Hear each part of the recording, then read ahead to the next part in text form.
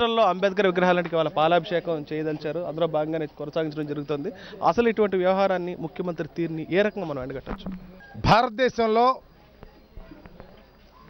బాబాసాహెబ్ అంబేద్కర్ గారు రాజ్యాంగాన్ని రచించి ఈ రాష్ట్రంలో, దేశంలోని ప్రజలకు అందరూ సమానంగా ఉండటానికి ఎలాంటి అవకాశాలు కల్పించారో వాటన్నిటినీ ఇంప్లిమెంట్ చేయటం చేతకాక చంద్రబాబు నాయుడికి అంబేద్కర్ గారు ఫోటోను, ఆయన పేరును అడ్డం పెట్టుకొని నీచమైనటువంటి రాజకీయాలు చేయడానికి చంద్రబాబు నాయుడు ముందుకు వస్తూ ఉన్నాడు. మేము చాలా బాధపడతా ఉన్నాం. నిజంగా చంద్రబాబు నాయుడికి త్రికరణ శుద్ధి ఉంటే రాష్ట్రం తగులడిపోతూ ఉంది.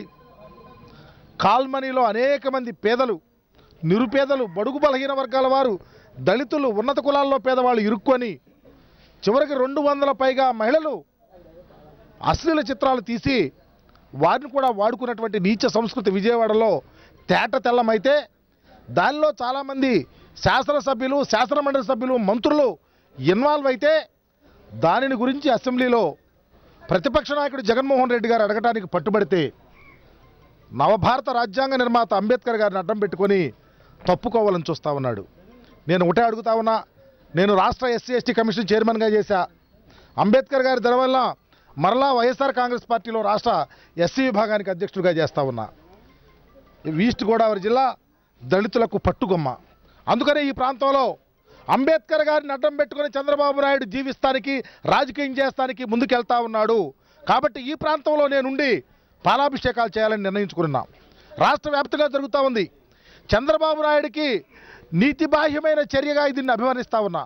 ఎందుకంటే అంబేద్కర్ గారి మీద నీకు ప్రేమ ఉంటే రాజ్యాంగాన్ని తూచా తప్పకుండా చేసి దళితులకు ఉపయోగపడాల్సినటువంటి నువ్వు దళిత చట్టాలను అపహాస్యం చేస్తూ ఉన్నావు. దళిత చట్టాలను నీ చుట్టాలుగా తీసుకుంటా ఉన్నావు. దళితులను మోసం చేస్తూ ఉన్నావు. దళితులకు రావాల్సిన వాటా ఎగ్గొడతా ఉన్నావు.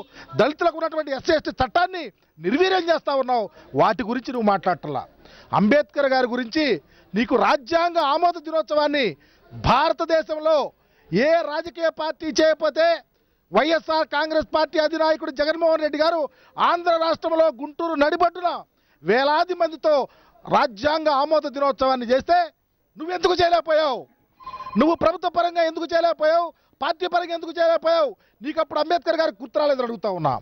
ఈరోజు నీకు కేసుల్లో ఇరుక్కోవటం వల్ల అంబేద్కర్ గారిని అడ్డం పెట్టుకొని నువ్వు సభను ప్రక్కదోవ పట్టిస్తానికి, ప్రజల్లో ప్రక్కదోవ పట్టిస్తానికి, దళితులను మోసం చేయడానికి ముందుకు వస్తా ఉన్నావు.